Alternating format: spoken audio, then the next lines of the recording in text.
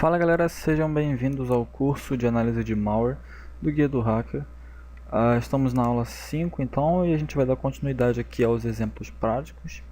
No último exemplo a gente falou um pouco, né, sobre os scripts, a gente viu na prática como que eles funcionam e eu até mostrei, né, no final aquele códigozinho em assembly bem interessante, né, como se fosse um funcionamento de um script.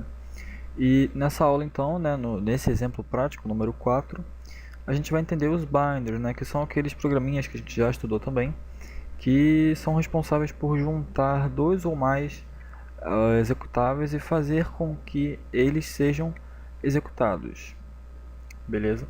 E para essa aula aqui a gente vai precisar simplesmente do OLE Debugger para a gente conseguir ver, né, em tempo real o que o código faz. E como eu já expliquei, como eu já falei, o binder ele é a ferramenta mais simples de todas, né? A mais simples de você entender como funciona e conseguir tirar proveito disso é o binder, porque o funcionamento dele é extremamente simples. Eu já expliquei como que ele funciona, né? Eu já expliquei na teoria como funciona e agora a gente vai ver aqui na prática então eu tenho aqui o cliente, não, o cliente e a stub. A gente abre o cliente e adiciona os arquivos que a gente quer. No caso, o cara ele vai escolher, sei lá, vamos supor que esse aqui seja um Trojan Bunker, né? Ele vai selecionar o Trojan Bunker dele e vai selecionar um outro arquivo qualquer, sei lá, um testador de cartão de crédito, vamos supor que seja isso daqui. E aí ele vai clicar no botão aqui, vai ser gerado um novo arquivo e esse novo arquivo, quando você abrir, ele vai abrir o malware, né, que no caso seria um Trojan Bunker, e vai abrir um programa que o cara colocou para te enganar, né, que no caso, nesse exemplo que eu dei, seria um testador de cartão de crédito, né, que esses caras aí vendem e doam, enfim, seja lá o que for, os dois programas que o cara configurou serão abertos ao mesmo tempo, né? Na verdade um vai abrir na frente do outro, mas enfim, vocês entenderam. E o funcionamento disso é extremamente simples. Eu tenho aqui os códigos fontes desses dois arquivos, né, do cliente e da stub, respectivamente, e eu vou abrir aqui com o Notepad++, porque é um código bem pequeno. Você vê aqui o cliente tem 42 linhas e a stub tem apenas 30 linhas. Então a gente vai ver isso aqui agora. Eu comentei aqui antes do vídeo, né, até mesmo para me lembrar do que falar. E para você, caso queira pausar o vídeo e ler, né, o código, você já tem aí as anotações que eu fiz. Então, primeiro de tudo, que a gente pode reparar que nos dois códigos tem a definição de uma constante. Na primeira linha dos dois códigos ele define a constante delimitador, que é uma string e tem esses caracteres aqui, né, o ha e traço asterisco, traço arroba, traço ponto de exclamação, enfim.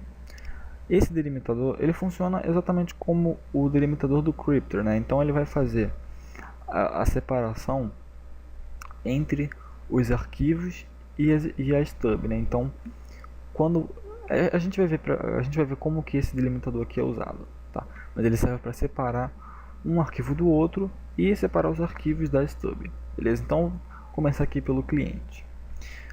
Esse aqui é o código que é executado quando o botão de selecionar o arquivo é clicado, né? E ele simplesmente abre uma caixa de diálogo, pede para o cara selecionar um arquivo, né? Um arquivo executável, e aí depois ele adiciona o arquivo que o cara selecionou, ele adiciona esse arquivo na list box, né? Que é esse controle aqui, essa caixinha branca aqui que tem aqui no meio, beleza? E aí tudo isso que está aqui dentro, né? Tudo isso que eu selecionei agora é o que vai ser executado quando o cara clicar no botão 2, que é o botão que está escrito bind aqui, é o botão que vai gerar o arquivo, tá? Então o cara clicou nesse botão, vai ser executado isso daqui. Primeiramente ele define três variáveis aqui. Ele define a variável sStub, uma string, define a variável sFiles, que é uma string também, e a variável i, que é um inteiro, que é usado aqui como de costume, né? A variável i inteiro, geralmente você usa ela no laço de repetição. Beleza, então depois de definir essas variáveis, o que o cliente vai fazer? Ele vai procurar pela stub, pelo arquivo stub.exe e vai abrir no slot 1. O Visual Basic ele tem essa característica, né, esse Visual Basic mais antigo, que no caso ele foi feito em Visual Basic 6, né, não é o atual, não é o Visual Basic.net, esse aqui é o mais antigo. E esse Visual Basic mais antigo ele tem essa característica, né, de você abrir o arquivo e colocar ele dentro de algum slot. Então cada slot, você vê aqui, por exemplo, aqui ele abre dois arquivos, né, ele abre um arquivo no slot 1 e o outro no slot 2. Então você pode ter N slots com vários arquivos abertos nele e você pode fazer referências a eles. E enfim. Aí ele vai então procurar pela stub, né? Ele vai procurar na pasta em que ele está pela stub. Então se a stub estiver em outra pasta ele não vai funcionar. Ele procura pela stub e abre ela como binário, né? Não como string, nem como qualquer outra coisa. Não, ele abre como binário, ele abre como como se fosse um arquivo executável, certo? E ele abre no slot 1. Depois disso, lembra aqui que ele definiu a variável sstub como uma string? Ele vai pegar essa variável sstub e vai setar um valor nela. O que é esse valor? Esse valor é isso daqui, a junção dessas duas funções aqui. O que isso aqui faz? Bom, começando aqui de dentro para fora, então a gente tem o 1, e esse 1 aqui faz menção ao slot 1, né, ao conteúdo do slot 1, que no caso é o conteúdo que está dentro dessa stub aqui. Beleza? Ele abriu a stub no slot 1 e qualquer menção que for feita aqui ao 1 é uma menção feita diretamente a esse arquivo. Então, beleza. A função LOF significa length of file, ou seja, tamanho do arquivo, certo? Em inglês eu vou escrever aqui of file, beleza? Tamanho do arquivo. E essa função retorna o tamanho do arquivo em bytes, beleza? Então, se a gente colocar para ele dar um message box usando aquela função, né, usando essa função LOF, ele vai retornar isso aqui, 20.480. São 20.480 bytes que esse stub tem, beleza? Aproximadamente 20 KB e pouco. Tá, então, e ele usa também a função space, que é basicamente, ele vai colocar n espaços, sendo que esse n é o parâmetro passado que está entre parênteses, né? Ou seja, a gente abriu a stub no slot 1, beleza? Depois a gente usou a função LOF, que retorna o número que retorna o tamanho do que tiver aqui dentro em bytes, né? E no caso a gente viu aqui que é 20.000 e pouco, né? 20.480. Diminuir isso aqui, é 20.480. Legal. E aí ele usa a função space e passa isso aqui como parâmetro, ou seja, ele vai gerar isso aqui de espaço, ou seja, ele vai gerar 20.480 espaços. Então seria 1, 2, 3, 4, 5, 6, 7, 8, 9, 10, enfim, 20.480 espaços desse daqui. Beleza? E ele salva isso tudo na variável sstub.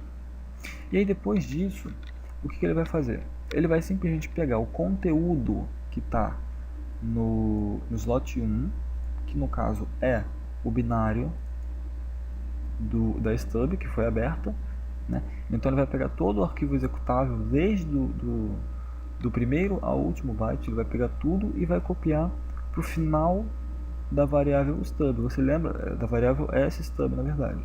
E você lembra aqui em cima que a gente acabou de ver que a variável sstub está cheia de espaço, né? Então a variável sstub ela vai ficar cheia de espaço e no finalzinho dela ela vai ter os bytes da stub, né? Começando lá pelo magic number, né? O 4A5D que a gente viu nas primeiras aulas, que são os primeiros bytes dos arquivos executáveis, dos arquivos PE, é o 4D5A, né? Na verdade, eu acho que eu falei errado. 4D5A, e ele vai do 4D5A até o último byte. Beleza? Então, a partir desse momento aqui, a variável sstub está cheia de espaço e no finalzinho dela tem o conteúdo do arquivo, beleza? O conteúdo da stub. E aí ele fecha o slot 1 e deixa ele livre para ser para que outros arquivos sejam abertos nesse slot, beleza? E o conteúdo da sstub continua de boa aqui, continua a mesma coisa. Você deve ter reparado que tem um espaço vazio aqui entre a vírgula, porque essa função get aqui, ela quer 3 parâmetros. O primeiro é eu vou começar na verdade pelo terceiro, né? O terceiro é para onde o conteúdo vai ser salvo, beleza? O segundo é a partir de onde que vai começar a ser salvo, e o primeiro é o que vai ser salvo, ou seja, então ele vai pegar o conteúdo que está no slot 1, são os bytes da stub, e vai começar a escrever. Como aqui não tem nada, ele assume que seja 0, e 0 é o primeiro, é no início do arquivo, é o primeiro byte, e ele vai copiar isso para a stub. Por isso que não tem nada aqui, beleza? Ele vai começar a pegar desde o início. Se eu colocasse 1 aqui, ou não, se eu colocasse 2, ele já ia ter um problema. Ele não ia copiar tudo, ele ia copiar a partir do Z. O M, né, você lembra que os primeiros bytes dos arquivos executáveis formam a sigla MZ, né, que é o Magic Number.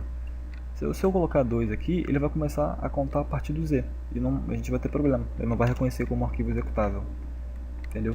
Então por isso que tem esse espaço vazio aqui, tranquilo? E beleza, então ele seta essa variável aqui, depois fecha, e aí depois que ele faz isso, ele já tem o conteúdo salvo ali na variável. Depois que ele faz isso, ele vai abrir outro arquivo usando o slot 1 que foi fechado anteriormente. Esquece o que aconteceu aqui agora, o slot 1 está vazio, ele está como se nunca tivesse sido usado, beleza? Não tem mais nenhuma relação, isso aqui não tem relação com isso aqui, beleza? Então ele vai abrir outro arquivo, que no caso é um arquivo chamado binded.exe. Esse arquivo, ele não existe.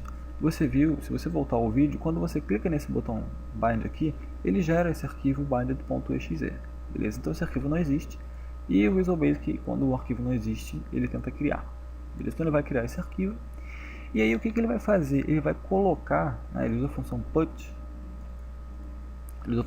ele vai colocar dentro do arquivo que está no slot 1, né, que é esse binder que foi aberto aqui em cima, ele vai colocar dentro do binder o conteúdo da stub, né, o conteúdo da sstub, na verdade, dessa variável aqui, que contém os espaços, e o conteúdo da stub, né, os bytes da stub, e depois disso ele coloca o delimitador. Então depois do último byte da stub, ele coloca o delimitador, que é esse negócio aqui, tá vendo? É essa string aqui. A gente vai entender para que serve isso. Então ele adiciona nesse arquivo que foi gerado, ele coloca o conteúdo da stub e o delimitador, beleza? E aí ele faz um laço aqui. Para que serve esse laço? Bom, a gente usou aqui no binder, a gente usou 2 arquivos apenas, mas se a gente quisesse colocar, sei lá, por exemplo, 36 arquivos, né, quando esse novo arquivo fosse gerado, fosse aberto, 36 novos executáveis, né, 35 na verdade, seriam executados ao mesmo tempo. Então tem essa estrutura aqui de repetição para ele fazer determinada operação com cada arquivo que está lá dentro. Então se a gente colocasse 36 arquivos executáveis, ele ia executar esse código aqui 36 vezes, beleza? Como a gente colocou 2 aqui, ele executa 2 vezes apenas. Então ele faz o seguinte, ele vai abrir o arquivo que está selecionado na lista. No caso, quando você adiciona um arquivo, por exemplo, esse aqui, quando você adiciona e clica no botão bind, ele vai selecionar o primeiro arquivo da lista e, sei lá, o segundo. Então você vê aqui que ele abre o primeiro arquivo, né, ele abre o conteúdo do list 1 correspondente ao valor do i. Isso aqui, se você não programa em nenhuma linguagem, se você não tem nenhuma noção, talvez seja um pouco complicado de entender, mas nos requisitos do curso está lá dizendo que você precisa ter noção, né, de programação. Então eu vou assumir que você tem entendido isso aqui. Enfim, ele faz uma estrutura aqui de repetição, ele começa com i igual a 0.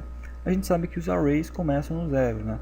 E esse controle aqui, né, o listbox, ele não é nada mais do que um array, só que bonitinho, né, um array com interface gráfica. A gente consegue ver os dados, né, os itens desse array aqui. Enfim, Ele pega o primeiro array, né? Você vê que ele começa no 0, o i inicialmente é 0, então aqui vai ser 0. E ele abre o nome desse arquivo aqui, que no caso é o exe2out.exe, ele abre no slot 2. Né? Lembre-se que o bind.exe está aberto aqui, nesse exato momento ele está aberto no slot 1, então a gente não pode usar um 1, por isso que foi usado o slot 2 aqui. Beleza? Então ele vai abrir o primeiro arquivo dessa lista aqui no slot 2. Agora ele vai fazer o seguinte, ele pega a variável sfiles, que ainda não havia sido mexida, ele pega a variável sfiles e faz a mesma coisa aqui de cima. Ele pega o tamanho do arquivo, no caso desse arquivo aqui, o primeiro arquivo que foi adicionado, pega o tamanho dele e gera um determinado número de espaços correspondente aos bytes desse arquivo. Beleza? E faz a mesma coisa. Salva esse arquivo bind.exe. Na verdade, pega esse arquivo que foi aberto, né? Que tá esse arquivo aqui, o primeiro arquivo que foi aberto, ele pega esse arquivo e salva na variável sfiles. Desculpa, eu acabei dando uma confundida aqui, mas ele pega o conteúdo, né, desse arquivo e joga na variável sfiles, que já tem os espaços. Então é exatamente a mesma coisa que ele faz aqui, né? Ele gera os espaços e depois ele copia o conteúdo do arquivo para a variável que contém os espaços. Tá? E aí ele fecha o 2. Fechou o 2, ele já parou de realizar operações com esse arquivo que já estava aberto. E aí ele vai adicionar ao arquivo 1, lembre-se que o arquivo 1 é o bind.exe, ele adiciona ao arquivo 1, a partir do início, o conteúdo da variável sfiles, né, que tem os espaços e o conteúdo do arquivo, do primeiro arquivo, e o delimitador. Né? De novo, aqui ele usa o delimitador. E aí ele vai para o próximo i. Beleza? Como aqui tem dois itens, o máximo do i aqui vai ser 1. Né? Ele começa no 0 e do 0 até 1, né? 0 e 1 são 2 itens. Então ele vai pular e vai fazer isso aqui de novo. E aí depois ele fecha isso aqui, né? Ele vai fazer de novo, só que não com o mesmo executável. Ele vai, na verdade, para o próximo, né? Você vê aqui que ele usa next i, então ele vai para o próximo arquivo, que seria o pedetective.exe nesse caso aqui. E ele ia fazer tudo de novo, ia abrir o arquivo bind.exe, ia abrir esse arquivo aqui, o pedetective.exe, pegar o conteúdo dele e salvar no bind.exe e colocar o delimitador no final. E depois ele fecha, beleza? Esse aqui é o código do cliente. E o código da stub é um pouquinho menor, mas é parecido também. Então você vê aqui que ele declara a constante do delimitador. Aqui tem um import de uma função da DLL shell 32.dll, né? A função shell execute a, né? Na verdade a função é shell execute. E essa função aqui serve para você executar comandos no prompt de comando do Windows, né, do CMD. Essa é a finalidade dessa função. A gente vai ver por que o cara usa isso daqui, beleza? E a stub, o código dela é só isso aqui.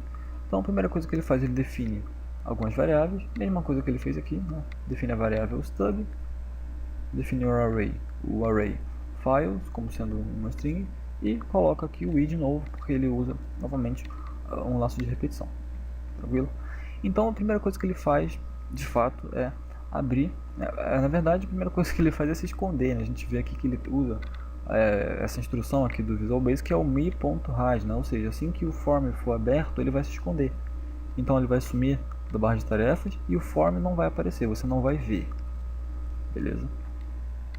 Isso aqui não é necessário, é apenas para o fim estético, né? Porque quando você clica nesse botão aqui, você na verdade chama a stub, né? Então se a stub tiver alguma interface gráfica, ela vai abrir e fica meio feio, né? Então por isso que os caras geralmente colocam isso daqui, mas enfim, isso não faz diferença na funcionalidade.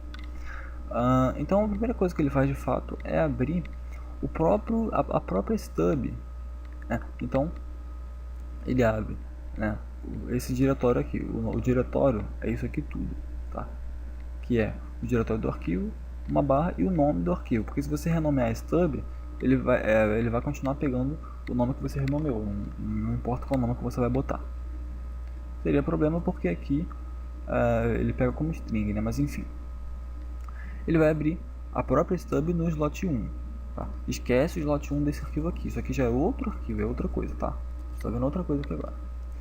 Então ele abre a própria stub no slot 1. E aí ele pega a variável stub e faz o que? Mesma coisa que a gente já viu duas vezes, né? Ele pega o conteúdo do slot 1, pega o tamanho do arquivo, o tamanho da stub, né, que está no slot 1, e gera um número de espaços correspondente ao número de bytes do tamanho da stub. Tá?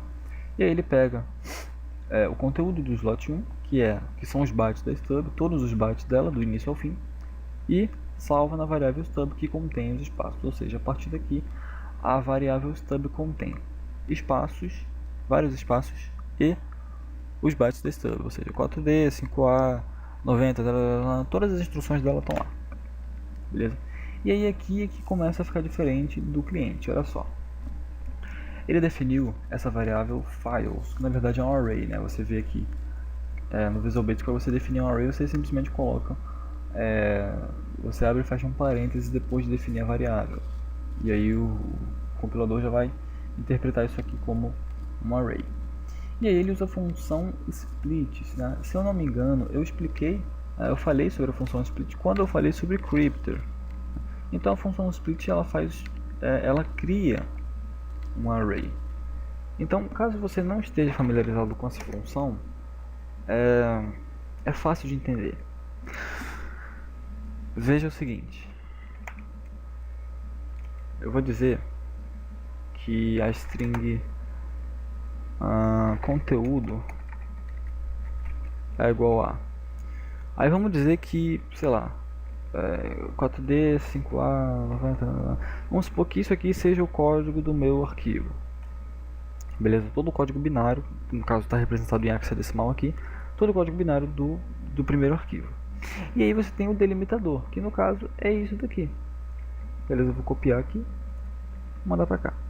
E aí na mesma string, na mesma variável, vai ter o outro arquivo, né? Outro arquivo diferente, 4D, 5A, 35, beleza? Outro arquivo, vou terminar com 90 aqui, só para diferenciar. Outro arquivo. O que que a função split faz? Se você definir uma outra variável, no caso aqui é files, né? Vou usar o mesmo nome aqui, files. Se você usar a função split ela requer dois parâmetros. O primeiro é o conteúdo que vai ser o conteúdo que vai ser dissecado, né? O conteúdo que vai ser dividido. Deixa eu só definir o delimitador. Delimitador é igual a esse aqui. Então o primeiro parâmetro é a string que vai ser dividida, que no caso é o conteúdo, né? Que é a junção dos arquivos. E o segundo parâmetro é um delimitador. O delimitador é justamente o que separa um arquivo do outro. Então, delimitador. Beleza? E aí vai ser automaticamente gerado um array nesse files aqui. Então, se eu desse, por exemplo, um printf, no caso no Visual Basic não é assim, mas eu vou usar porque, sei lá, eu acho que é mais fácil de entender. Se eu desse printf files e passasse como parâmetro o 0, como eu disse, os arrays começam a partir do 0. Então o item 0 desse array aqui é todo o conteúdo que aparece antes da primeira aparição do delimitador. Ficou meio complicado de entender? É simples, olha só. Se a gente olhar aqui na variável conteúdo, que é uma string, a primeira aparição do delimitador, que é isso aqui, é aqui, né? Então a primeira vez que ele aparece é aqui. Beleza? Eu vou colocar ele mais uma vez aqui, porque na verdade ele aparece mais de uma, né? Então, mais de duas vezes, mas eu vou colocar duas vezes aqui só para ilustrar. Opa. Então a primeira aparição do delimitador é aqui, exatamente no final do arquivo. Você lembra que aqui, cadê? Onde está o delimitador? Aqui. Você lembra que aqui ele salva no arquivo binder.exe, ele copia para dentro desse arquivo o conteúdo da stub e lá no final, né, depois que o conteúdo da stub acaba, ele coloca o delimitador. Beleza? Então vamos supor que isso aqui seja o conteúdo da stub e lá no finalzinho dele tem o delimitador. Beleza? Então, se eu der um printf passando como parâmetro o valor 0 desse array aqui, o 0 é o que tem antes da primeira aparição do delimitador. Como o delimitador é isso aqui, ele aparece pela primeira vez aqui, então o conteúdo que tem antes dele é isso aqui.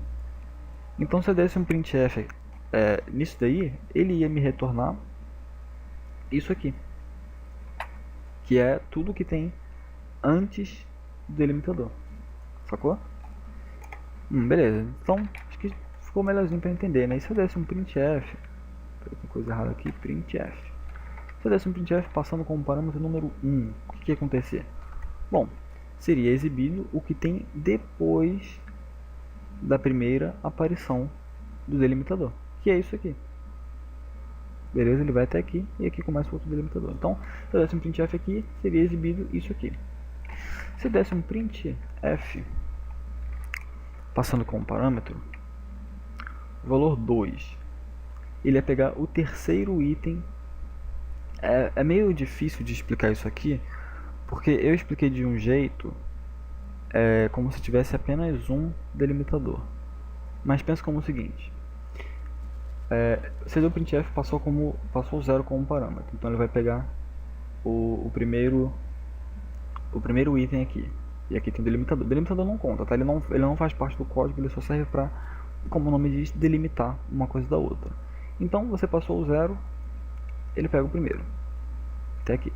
Você passou o 1, ele pega o segundo, né? Então depois do delimitador tem isso aqui. Essa aqui é a segunda coisa diferente do delimitador que você vê. Beleza? Ele vai pegar isso aqui. Se você der um printf no 2, né, que no caso aqui é o terceiro item, lembre-se que ele começa no 0.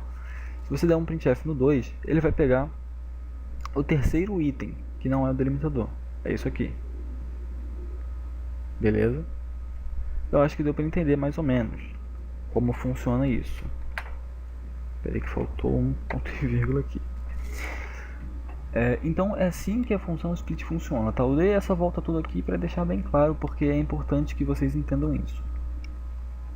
Então, como a variável stub, que é o conteúdo da stub, né, que a gente salvou aqui, que é o conteúdo do binder, na verdade,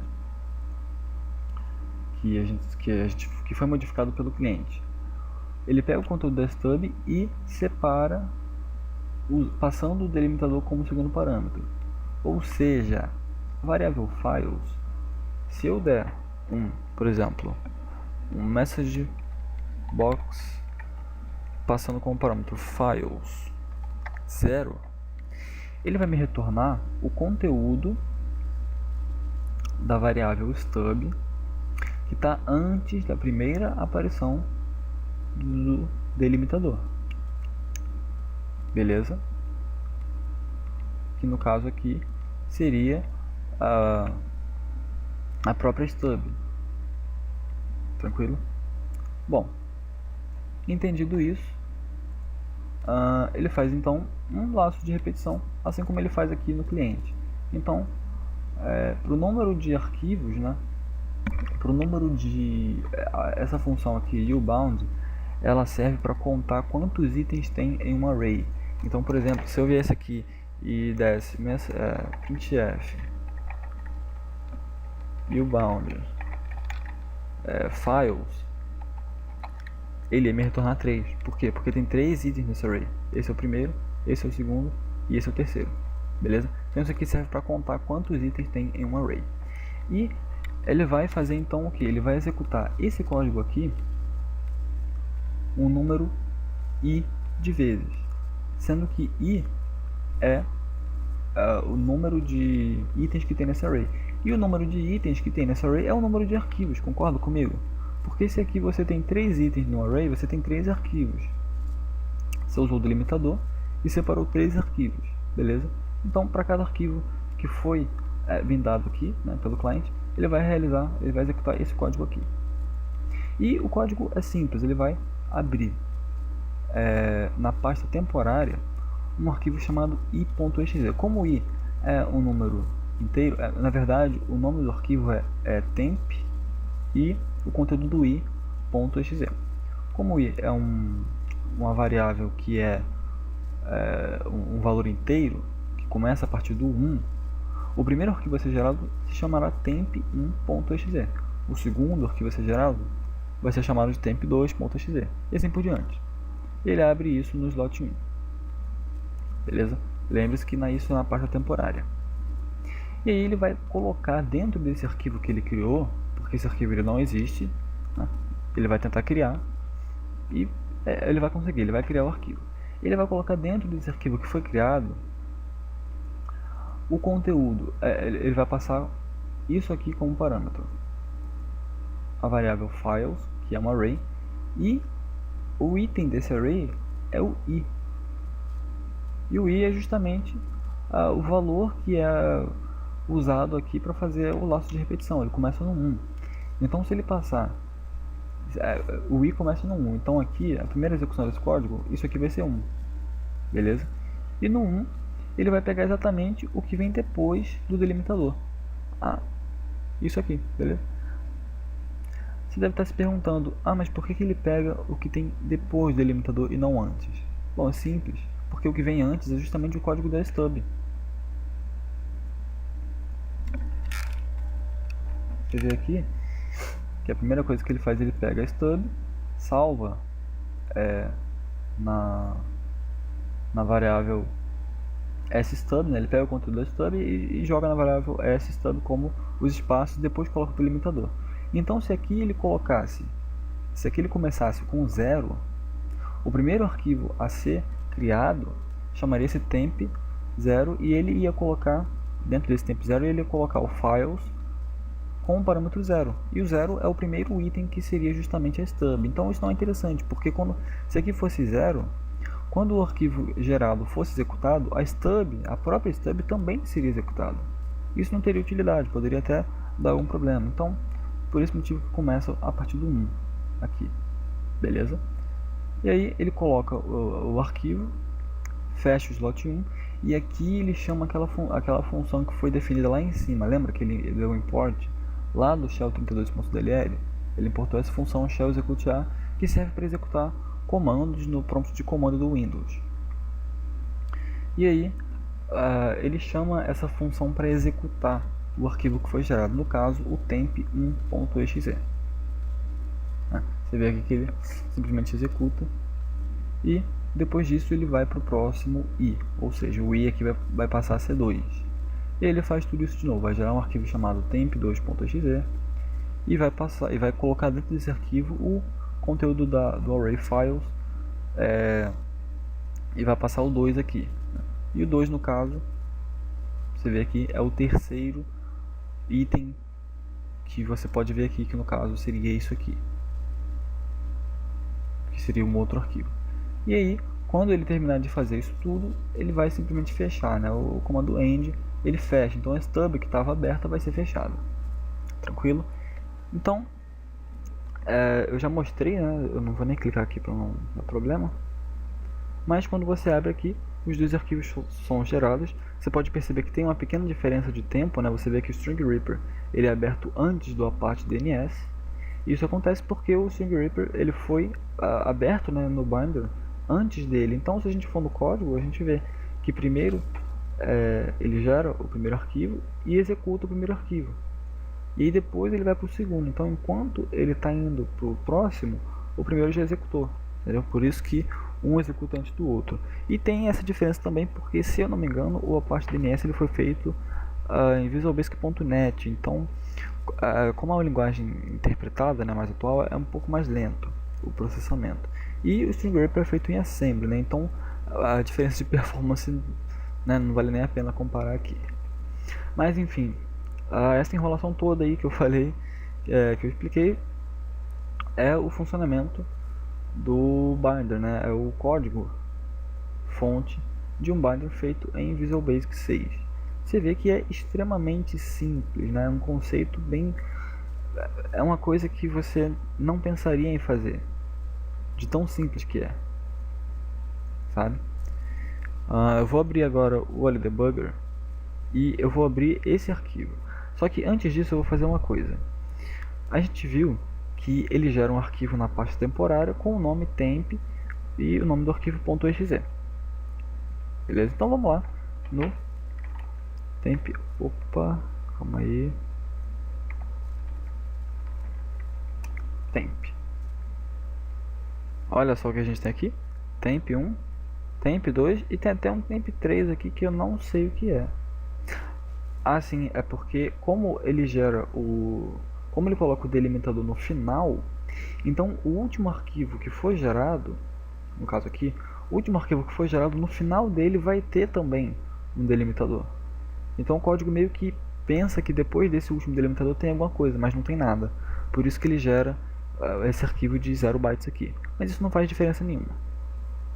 E aqui a gente vê os dois arquivos, né? O Apache DNS aqui, com o nome de temp1, e o temp2, que é o String Reaper. Beleza? Eu vou excluir esses arquivos aqui. Ok. Excluir. Vou dar até F5 aqui para vocês verem que não tem mais nada aqui. O arquivo foi excluído. Agora eu vou abrir o arquivo binder.exe, que é o arquivo que contém as instruções, né, para executar isso daí. E se eu não me engano tem um breakpoint nele, então deixa eu tirar aqui porque... Espera aí. Beleza, agora... Okay. Eu tinha colocado um breakpoint ali. Eu vou voltar para cá. Então aqui é onde ele começa a execução. O que a gente sabe? A gente sabe que isso aqui é um arquivo que foi bindado. Eu vou usar esse termo, é um termo meio feio, eu não gosto de usar, mas enfim. A gente sabe que ele é um arquivo que foi bindado, ou seja, tem mais de um executável dentro dele. Como que a gente faz para extrair esse executável? Bom, é óbvio que quando você estiver analisando o malware, você não vai saber o código-fonte dele. Mas é por isso que é importante que você saiba programar, porque aí você vai saber como ele funciona e vai saber como tirar proveito disso. Então a gente sabe que para um binder executar um arquivo, ele precisa primeiro criar o arquivo e depois que o arquivo estiver criado é que ele vai ser executado. Beleza? A não ser que seja um binder avançado, que funcione como se fosse um cryptor, né, que gera um processo, depois injete na memória do processo, aí já é outro assunto. Mas eu nunca vi nenhum que faça isso. Então eu vou seguir o código fonte desse daqui. Beleza? Então a gente sabe que ele cria um arquivo e depois que o arquivo está criado, depois que o arquivo está perfeito para ser aberto, é que ele chama essa função shell execute aqui. Beleza? E a gente sabe que tem mais de um arquivo e é que esses arquivos estão separados por um delimitador. Olha só que interessante, eu vou abrir o arquivo binder.exe com um editor de hexadecimal. Beleza? Estou usando o HXD. Novamente eu não coloquei aqui no slide como requisito, mas se eu não me engano eu já usei ele em alguma outra aula, você deve ter aí, se não tiver é só baixar. É sempre bom você ter um editor de hexadecimal aí, mas eu vou usar isso aqui apenas para mostrar. Então é o seguinte, a primeira coisa que tem aqui é o código da stub, né? Igualmente ao cryptor. Quando você executa o código, quando você na verdade executa esse programa aqui, você não está executando o código dos programas que estão dentro dele, você está executando o código da stub. A stub é que vai fazer, né, com que tudo ocorra do jeito certo. Então isso aqui é o header da stub. A gente vê aqui o magic number, aqui começa o PR header, né, tem as informações aqui, enfim, tá tudo aqui direitinho. Aqui tem algumas strings ainda da stub. A gente pode descer aqui. Mais algumas coisas. E beleza. E no final disso, olha só que legal que a gente consegue ver aqui. Tá vendo? Justamente o nosso delimitador. Hahaha. E aí logo depois do delimitador você tem começando outro arquivo, ó, mz, tá vendo? 4D5A, a gente sabe que isso aqui é o início de um arquivo executável, de um arquivo PE. Aqui o DOS-stub, aqui começa, né, o PE-header, a gente pode ver aqui exceções e tudo mais. Isso aqui é um arquivo. Vou descer aqui um pouquinho mais.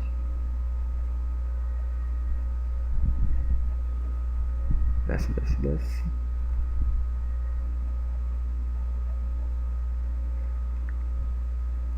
E aí, depois disso, né, depois desse outro arquivo, ele tem aqui novamente o hahaha aparecendo, né, o nosso delimitador. E debaixo dele outro cabeçalho, né, ou magic number na verdade, outro DOS-stub, outro PE-header, ou seja, outro executável. Aqui exceções dele, .text, .data.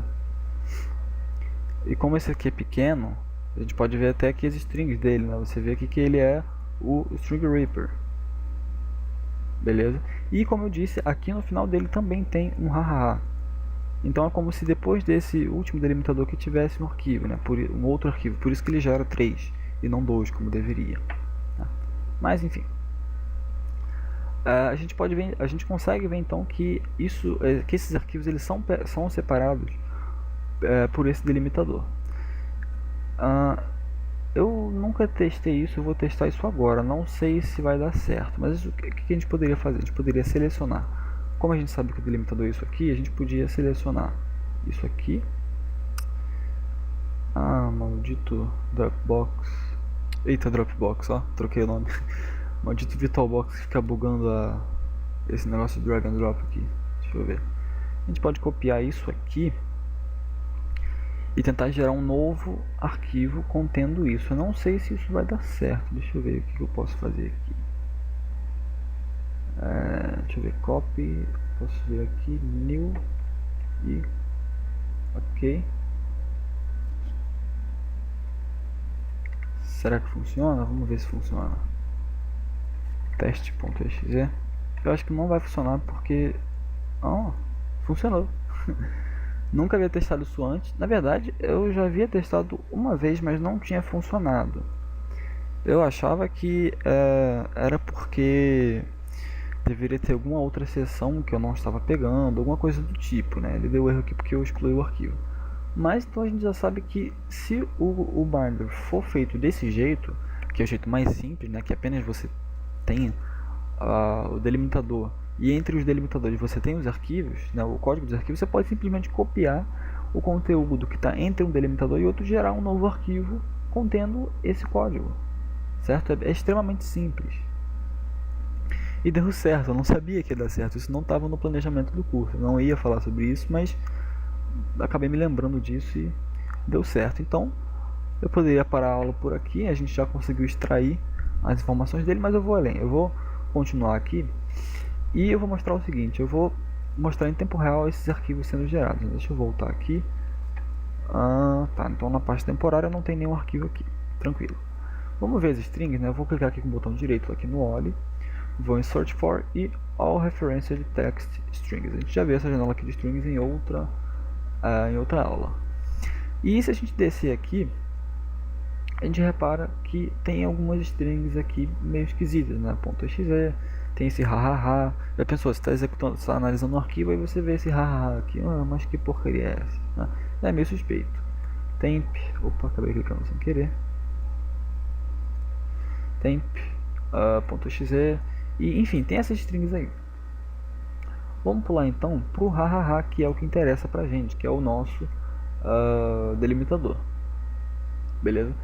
E como o OLE é um ótimo debugger, ele mostra pra gente aqui do lado, né, na janela aqui de comentários, ele mostra aqui o nome, né, das funções. Na verdade o nome já aparece aqui, né, ele consegue ir lá aqui antes do arquivo, ele pega, né, o valor correspondente à função e pega o nome dela e já coloca ali para ficar bonitinho. Deixa eu ver se eu acho aqui. Tá, não vou achar. voltar aqui para o delimitador. Então olha, ele consegue pegar o nome da função e colocar aqui do lado para a gente conseguir ver. E a gente vê o seguinte, antes dele usar essa string aqui, antes disso, a gente vê o seguinte, deixa eu ver, quando começa aqui a função,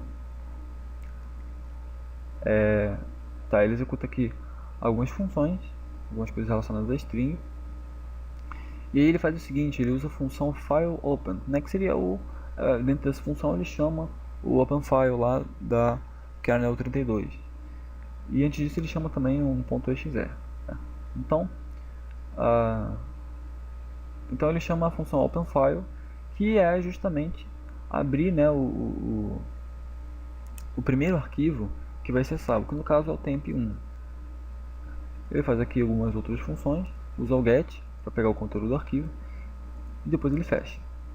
Isso aqui, na verdade eu falei aqui em cima que ele cria o file 1, né, o temp1. Eu falei errado sem querer, tá? Desculpa. Ele abre a stub, né? Tanto que a gente pode até ver o código fonte aqui acompanhando, né?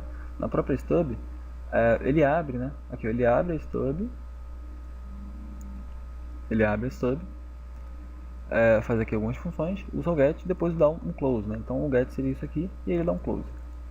Beleza? A gente pode ver aqui. Então open, stub, get e close. Tranquilo? E depois ele faz o uso do hahaha. Peraí. Ele faz o uso do hahaha, que é justamente aqui onde ele usa a função split. Beleza? Ele usa a função split. Então se a gente ver aqui, a gente vê que logo aqui embaixo ele tem uma chamada para essa função split. Legal? E aí aqui a gente vê duas funções relacionadas a array. Eu não sei exatamente o que elas fazem, mas seria como se eu estivesse determinando cada item que foi encontrado nesse split aqui para esse array aqui. Beleza? Ele usa a função uBound aqui, né, que eu havia contado, e aqui ele começa a fazer o laço de repetição. Então a partir daqui ele já começa. Olhando aqui no assembly é bem difícil de você conseguir identificar. Talvez utilizando outros programas, um disassembler mais rebuscado, por exemplo o ARDA, você talvez consiga usar, sei lá, a janela de gráfico dele e conseguir ver isso aqui melhor. Mas olhando apenas o assembly é bem complicado. Tá? Mas então, ele usa aqui a função uBound, né, que retorna a quantidade de itens que tem um determinado array. Deixa eu ver aqui.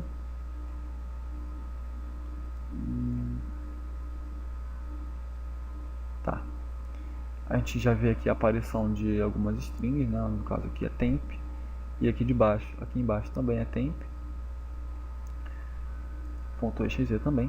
E aí ele chama aqui algumas coisas que a gente não consegue ver, porque ele chama o conteúdo do registrador, né? O registrador aqui a gente não tá zerado, né, no momento. Depois ele faz algumas outras funções aqui do próprio VB. A gente vê aqui a função put, que é isso aqui, e o close, que é isso aqui. Quando ele fecha esse arquivo temp1 ou temp2, sei lá, que foi gerado, no caso é isso daqui. Isso aqui, né, essa porção de código aqui é o que gera, né, o arquivo temp1.exe ou temp2, enfim, temp e .exe. Beleza? Tá. E aí ele faz isso, coloca no arquivo e fecha.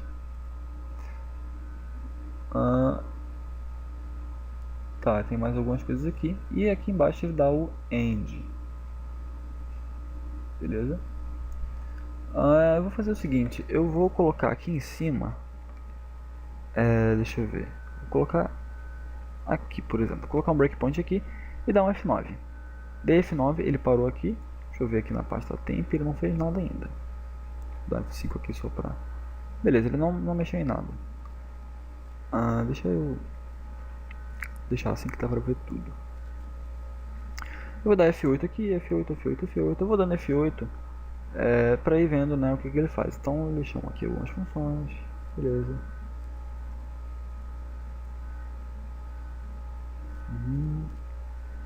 E ele já abre um arquivo. F8. Tá. Continuar dando F8 aqui, para ele ir realizando as instruções, e de vez em quando eu vou voltar aqui e ver se mudou alguma coisa. File length, tá vendo? Aqui é onde ele vai gerar aqueles espaços. Então o file length aqui seria a função lof, né? Essa daqui. E aí o spacebar é o space, tá? Então aqui por enquanto ele está mexendo na stub ainda. Ele não chegou, ele não está nem criando outro arquivo, ele está mexendo na stub. Então eu vou pular isso aqui porque não interessa pra gente. Aí ele usa o get aqui agora, né? Ele pegou o conteúdo do 1 e mandou para a variável stub.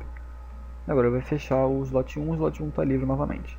Agora que ele vai começar a mexer com o outro arquivo, né? Na verdade aqui ele vai fazer o split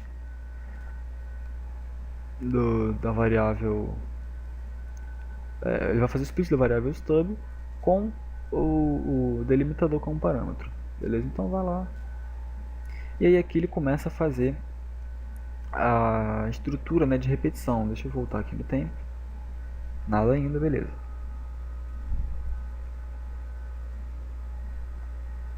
Continuar dando F8 aqui.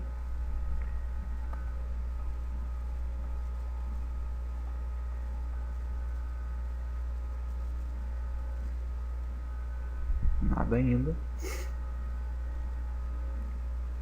A gente já consegue ver uma string aqui do lado. E olha só que interessante. Olha só quem está na string. Exatamente. Users malware, que é o nome do meu computador, né, da máquina virtual. appdata local temp1.exe. Justamente o arquivo que vai ser gerado cadê? Aqui. Que não foi gerado ainda, mas ele já tem o nome definido e a localização também. Agora ele chamou a função fileOpen. Você vê que ele já foi gerado. Não há nada ainda nesse arquivo porque ele foi apenas criado, né? Você sabe que o Visual Basic, quando um arquivo não existe e você tenta abrir um arquivo que não existe, ele cria esse arquivo. Então, como ele criou aqui, não tem nada ainda nesse arquivo.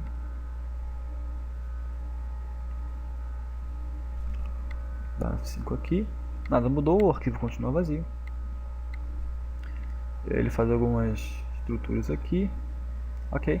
E agora ele chama a função put, né, que vai colocar os dados aqui nesse temp1, que é justamente isso aqui.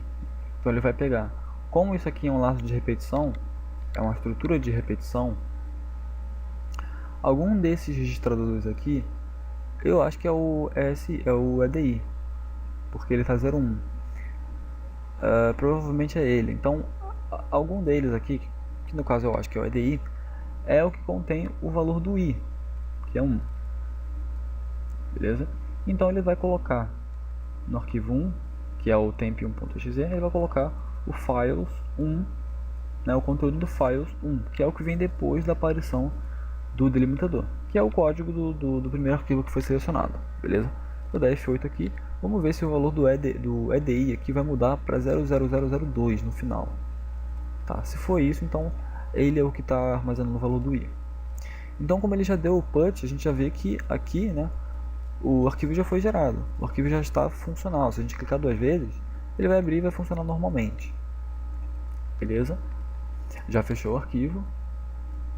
E agora ele chama essa função aqui, que a gente não consegue ver o que é, a gente só consegue ver o diretório dela, não sei o que é.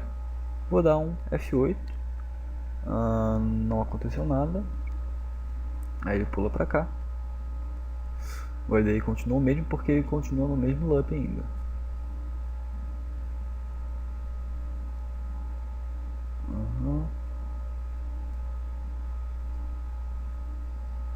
Beleza, ele continua aqui fazendo algumas coisas depois disso. E agora ele pega aqui o parâmetro, ele passa como parâmetro novamente o nome, né, a localização desse arquivo aqui, o temp1. Vou continuar dando F8, ele chama essa função aqui E quando eu dou F8, novamente, ele vai lá e chama aquela função que foi definida, justamente a função shell execute, no caso a shell execute A. Não deu para ver aqui, porque eu dei F8, né? Eu pulei a chamada dessa função aqui. Eu posso fazer o que? Eu posso vir aqui, dar um F2, voltar. Eu coloquei o breakpoint bem ali antes dela, bem aqui. Tá. Dar um F8 e vou entrar nessa função. E aí justamente aqui a gente vê o seguinte, eu vou dar um F8, F8, ele pula pra cá e tá, ele move pro AX e ele chama a função DLL function call, que é a função, né, responsável por isso aqui. Quando você declara uma função que veio de uma DLL externa, ele chama essa função aqui, DLL function call, do próprio VB, isso daqui. Vou dar F7 aqui, ele vai pro jump, e aí aqui é que ele vai chamar enfim, a função aqui, né? Você vê a shell execute A, ele passa como parâmetro ela aqui. Você vê os parâmetros, que no caso é apenas um, que é o nome do arquivo. Beleza? Então eu voltei aqui só para mostrar. Vou voltar para o nosso código. Vou tirar esse. Peraí, tirar esse breakpoint daqui. E aí ele chama a função shell execute A. E o primeiro arquivo ele é executado. Se você voltar um pouquinho o vídeo, você vai ver que o valor do EDI mudou algumas vezes ali. Por quê? Porque dentro dessa função, a função precisou utilizar o EDI, né? Só que depois ele retornou ao valor que estava antes, que é 1. Beleza? Então vou continuar aqui e vamos ver se é isso mesmo que eu estava achando, né? Vamos lá, ele continua aqui e aí ele chama. Na verdade, deixa eu voltar aqui. Você vê que ele dá um pulo incondicional. Isso acontece porque esse pulo aqui não foi feito. Se esse pulo tivesse sido feito, ele ia pro 40, 22, 7F. 40, 22, 7F. Não, na verdade isso aqui aconteceria se desse algum erro. Mas antes disso, ele iria dar um jump pro lugar que faz que chama, né, a função end para finalizar. A gente vai ver isso agora. E como eu havia dito, o EDI mudou, o EDI agora é 2, né? Ou seja, o EDI justamente é o que está armazenando o valor do i, né, do nosso for. É o registrador EDI. Beleza? Vamos ficar ligado aqui então que ele vai gerar um novo arquivo agora. Vamos lá. Ó, já tem aqui, tá vendo? temp2.exe, file open. Gerou um novo arquivo, a gente conseguiu ver aqui exatamente a hora em que ele foi gerado. Mas ele está vazio ainda, porque não foi colocado nada lá dentro. Então vamos lá. Beleza. E aí tem o VBA put 3, ó. Tá aqui normal. Vou dar um F8 e voltei pra cá. Não aconteceu nada pra ele, tem que fechar o arquivo, esqueci. E aí depois que ele fecha, o conteúdo do arquivo já é colocado aqui, ele já está funcionando, tá vendo aqui de boa. E aí ele continua a execução aqui. E agora ele vai chamar novamente, né, a função para executar o arquivo. Ele vai chamar a DLL function call. Chamou, já executou, né, o DF8 ali para não perder tempo, que a gente já viu. E tranquilo.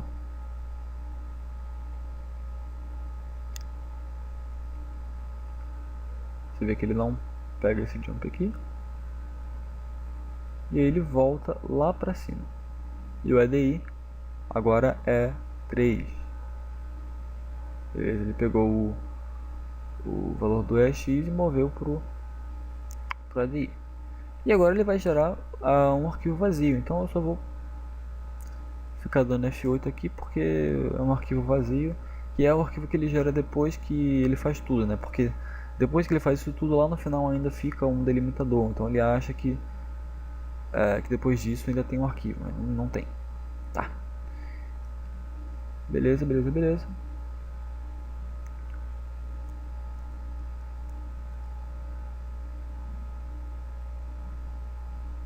E aí agora aqui, na verdade era isso que eu estava procurando, né? Ele, na primeira linha, a primeira coisa que ele faz é comparar. Aí eu tinha esquecido disso porque eu confundi o for com o while, né? O while geralmente ele faz a verificação no final, né? Quando você incrementa o arquivo, quando você incrementa o i, na verdade, é no final. Eu acabei confundindo sem querer. Mas o for, ele compara, então, ou seja, enquanto o i, que começa a partir do 1, enquanto o i for menor que o número de itens do array, ele vai fazer isso. Então a primeira coisa que ele faz é verificar se o i é menor que o número de itens do array. E aí ele dá um JG, a instrução JG do assembly significa jump, deixa eu escrever aqui, jump if greater, ou seja, ele vai pular caso o valor seja maior. E no caso, o valor é maior, beleza? Porque são apenas 3 arquivos, e quando ele gerou esse terceiro arquivo e foi para fazer o quarto, você vê que o EDI aqui mudou, o EDI agora está valendo 4, mudou, e ele vai pegar esse jump aqui. E aí se eu der um F8, vamos ver para onde que esse jump leva. Justamente para a função VBA end, e aí eu dou um F8, ele já saiu do programa, você vê que o módulo mudou, e os dois arquivos agora estariam executados, né, estariam rodando na memória, né, e os arquivos, eita, mudou o desktop aqui, isso que dá não usar o original. Os arquivos aqui foram gerados e esse binder aqui ele não exclui, né, os arquivos depois do uso, mas tem alguns que excluem. Tem alguns mais complexos, como eu disse, que geram, né, processos e fazem assim como o crypto, ele gera o processo em modo